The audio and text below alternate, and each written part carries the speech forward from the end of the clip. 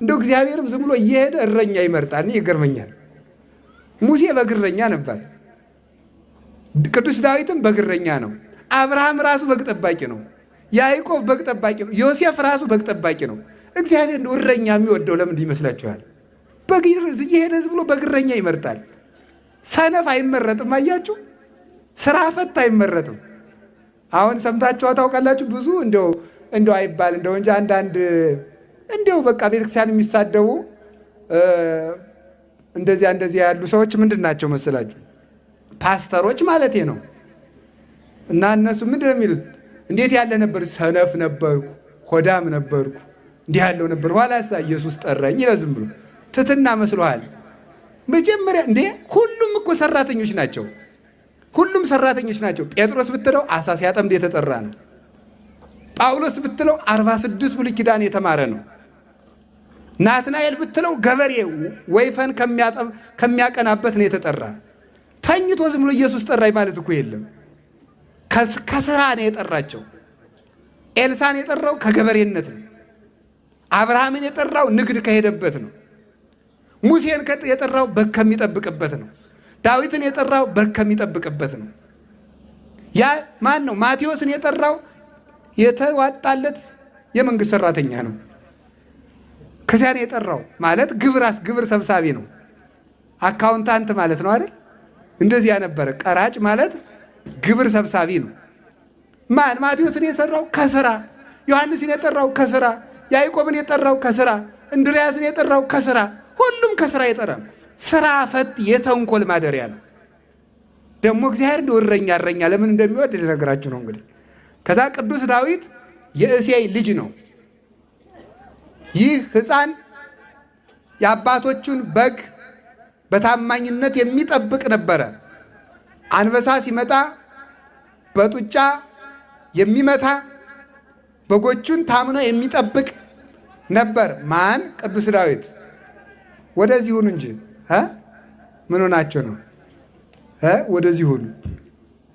አዎ ፈርታችሁ እንኳን አይደለም፣ እንደው ነገሩ ምንድን ነው ብላችሁ ለማወቅ ነው። እና ስለዚህ በግ ከሚጠብቅበት እግዚአብሔር ሳኦል የሚባለው ንጉሥ እግዚአብሔርን ስላስከፋ ለእስራኤል ሌላ የተሻለ ንጉሥ ሊመርጥላቸው ወደደ። ያም የእሴይ ልጅ ቅዱስ ዳዊት ነው። እና ይሄ ቅዱስ ዳዊት በግ በሚጠብቅበት ጊዜ ኃያል ስራዎችን ሰርቷል። ሳሙኤልን ሂድና ምረጥ አለው። በቤተልሔም ሄደ ከእሴይ ልጅ አንዱን ልቀባው ለመንግስትነት ልመርጥ ወዳለውና ሂድና ሹመው አለው።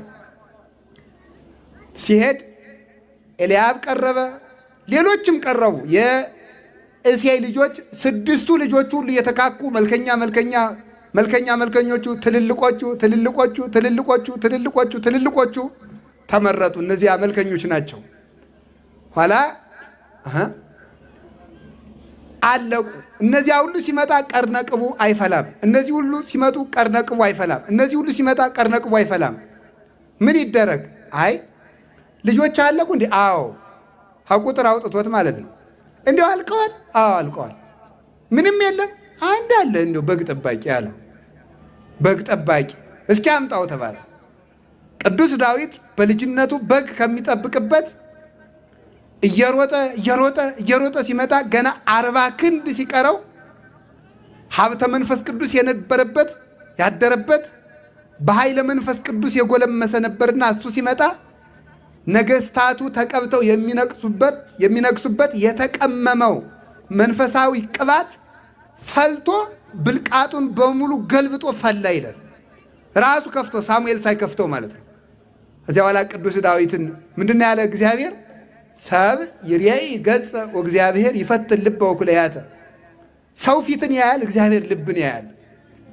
ቅዱስ ዳዊት ቅን ስለነበረ በቅንነቱ ቀርነብቅብን አፈላ። እዚያ በኋላ ቀባው። 7 ሀብታትም አደረበት። ሀብተ መዊ ነበረው፣ ሀብተ ፈውስ ነበረው፣ ሀብተ መንግስት ነበረው፣ ሀብተ ክህነት ነበረው፣ ሀብተ በገና ነበረው።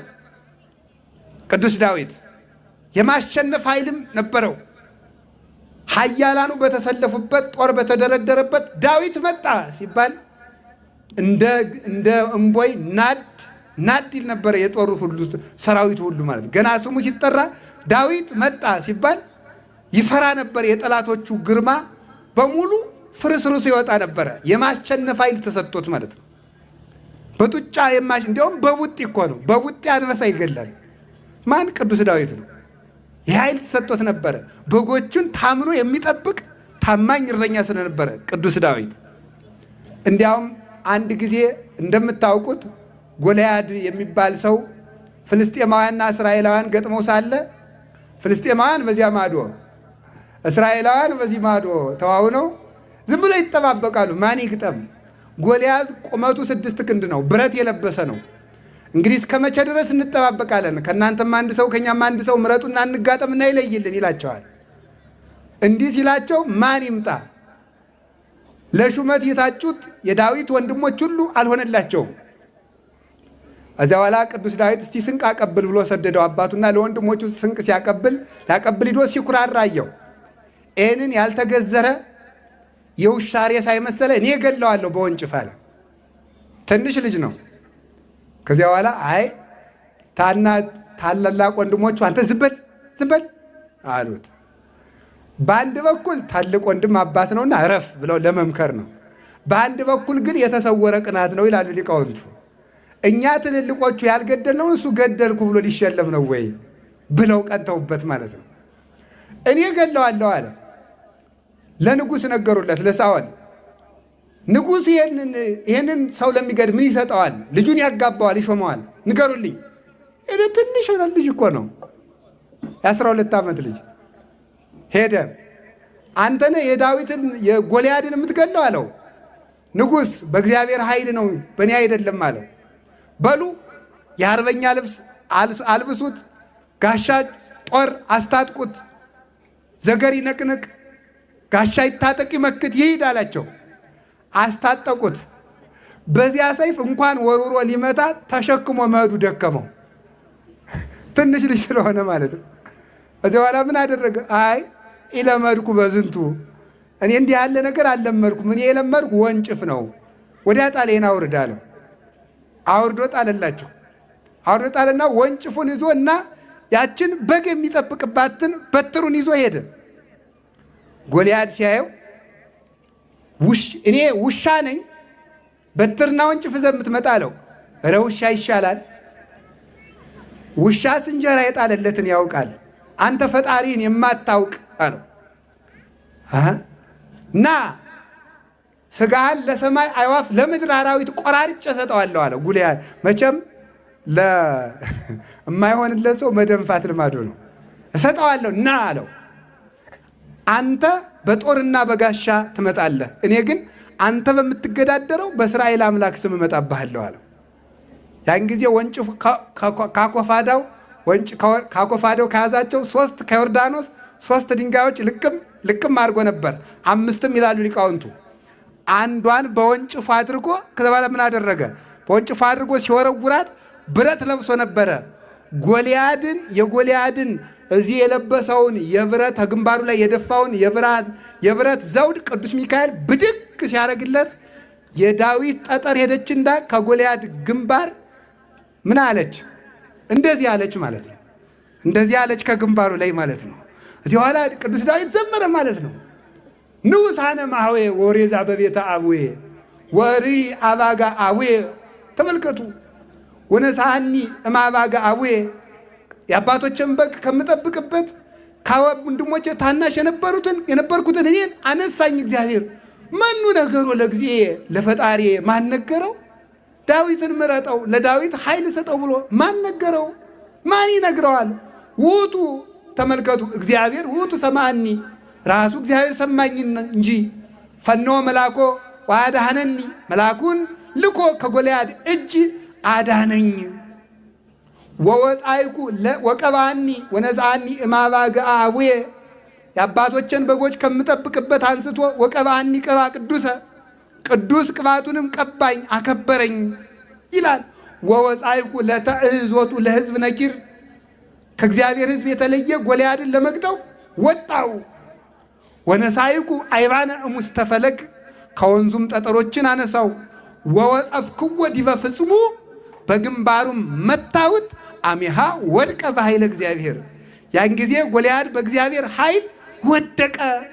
ከዚያ ምናል ወነሳይኩ ሰይፈ እምላይሌሁ እኔ እንደሆነ ጋሻና ጦር ይዤ አልተዋጋውምና የራሱን ገጀራ የራሱን ጎራዴ ከራሱ ላይ አንስቼ ይኖር ምንድን ነው አልኩት? ወመተርኩ ርሶ ለጎልያድ የጎልያድን አንገት ቆረጥኩ። ዋሰሰልኩ ጽለተ እምደቂቀ እስራኤል ከእስራኤልም ስድብን አራቅሁኝ ይላል። ይህንን ኃይል የተሰጠው ነበረ ማን? ቅዱስ ዳዊት። ይሄ ኃይል ነው አዲያ እንዲህ አደረገ።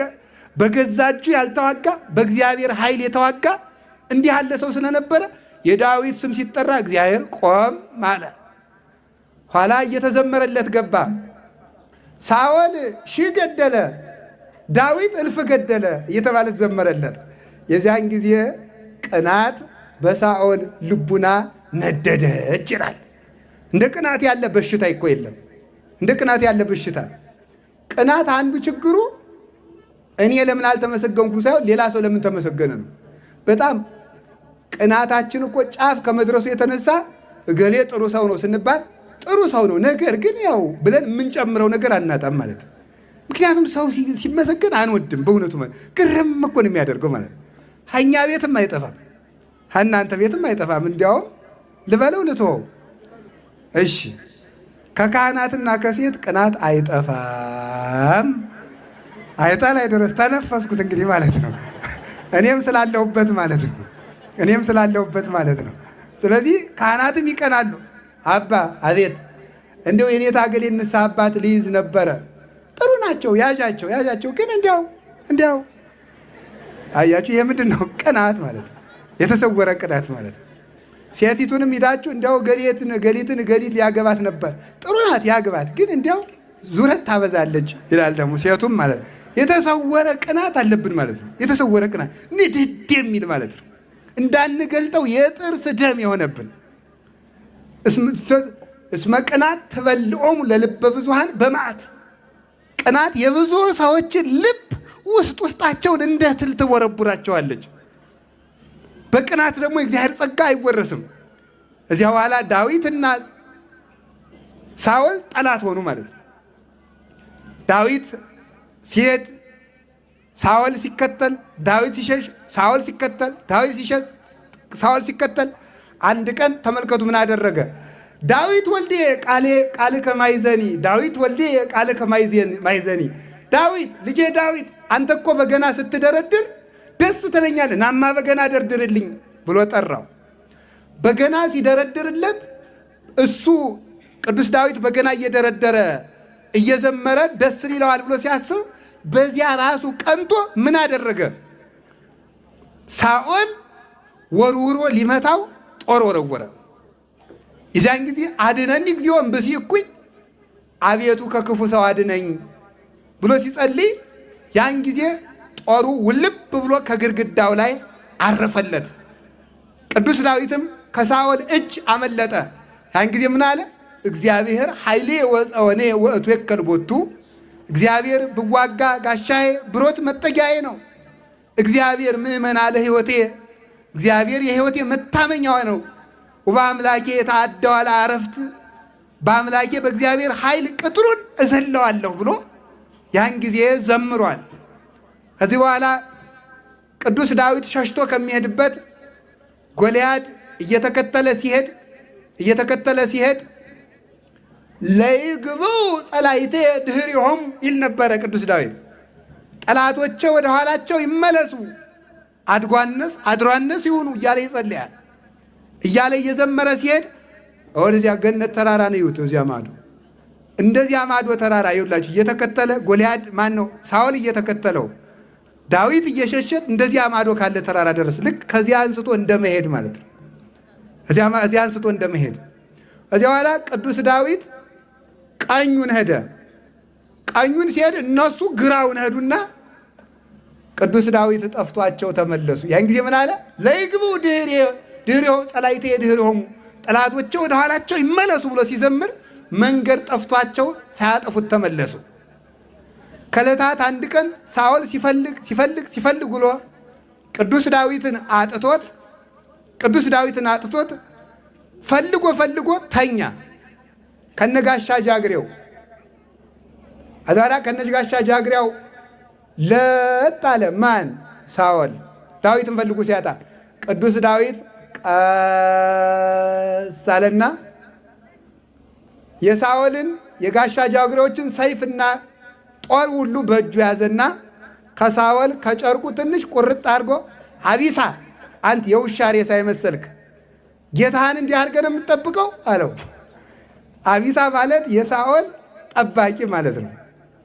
እንዲህ አድርገህ አንተ የውሻ ሬሳ ንጉሥ እየጠበቅክ ትተኛለህ አለው። ይገርማል እኮ እንደ መግደል ማለት ነው። እንደ መግደል ጠላቱን ሳኦልን ተመልከቱ። ሲያገኘው ሳይገለው ቀስቅሶ ለምን ንጉሥን እየጠበቅክ ትተኛለህ አለ። ከዚያ በኋላ እንደውም አብረውት የነበሩት ሁሉ እንግደለው ዛሬ ጠላትን እግዚአብሔር በእጅ አሳልፎ ሰጥተዋል ሲለው ምን አለ? አይ ተው እግዚአብሔር በቀባው ላይ እጄን አላነሳም አለ። እግዚአብሔር በቀባው ላይ እጄን አላነሳም ብሎ ምሮት ሄደ። ወአነ አቀውኩ ፍናወ እጹባተ ያለው ይሄንን ነው። አቤቱ ፈጣሪ ሆይ ጭንቅ ጎዳናዎችን ሁሉ በሕይወት የዘመን ሄድኩኝ ይላል። ጭንቅ ጎዳና ሄድኩ ለእግዚአብሔር ሲናገር መዝሙር 16 ላይ ጭንቅ ጎዳና ያለው ምንድን ነው? ጠላትን በእጅ አግኝቶ ሳይገሉ መሄድ ማለት ነው። ሊገል የመጣን ጠላት እጅ ተፍንጅ ይዞ ራርቶ ሳይገሉ መሄድ ፈጽሞ የማይቻል እግዚአብሔር ብቻ የሚያደርገው የፍጹም ፍቅር ስራ ስለሆነ ጭንቅ ስራን ሰርቻለሁ አለ። ማን? ቅዱስ ዳዊት ነው። ስለዚህ ምን አለው እግዚአብሔር? ረከውኩ ተመልከቱ ዳዊትሃ ዘከመ ልቤ እንደ ልቤ የሆነ ዳዊትን አገኘው አለ። እንደ ልቤ የሆነ ምን ማለት ነው? የእግዚአብሔር ልቡ ምንድን ነው የሚወደው? ፍቅር ነው። እንደ ልቤ የሆነ ማለት ጌታችን መድኃኒታችን ኢየሱስ ክርስቶስ በኋላ በሥጋ ተገልጦ የሚሰራት ወንጌል አፍቅሩ ጸላይተክሙ ጠላቶቻችሁን ውደዱ ትላችን። ጠላቶቻችሁን ውደዱ ስለምትል ተመልከቱ። ይህች ሕግ ገና ሳትሰራ ቅዱስ ዳዊት አስቀድሞ ጠላቱን ወደደ። ስለዚህ እንደ ልቤ ያለው ምንድን ነው? እንደ ወንጌል የሆነ ዳዊትን አገኘው ማለት ነው። ወንጌል ሳትሰራ ወንጌልን የኖረ ፍቅርን የፈጸመ ክርስቶስ ተሰቅሎ የሰራትን ያሳያትን ሕግ ገና ክርስቶስ ሳይወለድ የሰራ ስለሆነ ቅዱስ ዳዊት የአምላክን ልብ ያወቀ የአምላክ ልብ ለመባል በቃ። ስለዚህ ነበረ እነዚህ እውራን የዳዊት ልጅ ሆይ ማረን ሲሉት የዳዊት ስም ሲጠራ ክርስቶስ ቁሞ የቆያቸው። ለእኛም ቁሞ የቆየን መድኃኔዓለም